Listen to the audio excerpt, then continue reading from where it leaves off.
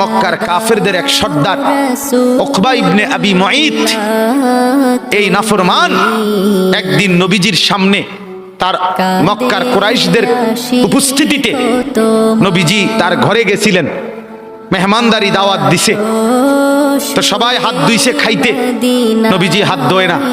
উকবা বলতেছে, মুহাম্মদ হাত ধুচ্ছ না কেন? নবী বলে, চাচা আমি হাত ধুইব না, খাবার নেব না যদি আপনি কালেমা না পড়েন। উকবা বলে, হায় মুহাম্মদ, তুমি তো আমার আটকায় দিলা, এখন যদি মেহমান ফিরায় দেই তোমাকে তাহলে গোটা মক্কায় ছিচি পড়বে, সর্দারের ঘর থেকে মেহমান না খেয়ে চলে গেছে, এটা তো আমি সইতে পারি না, যাও কালেমা পড়ে নিলাম। কালেমা পড়ছে, পরে নবীজি খানা খাইছে, নবীজি চলে গেছে। সব কাফের সর্দার এগুলো, উমাইয়া ইবনে খালফ, আস ইবনে ওয়াইল, আবু জাহেল, আবু লাহাব, এই নাফরমান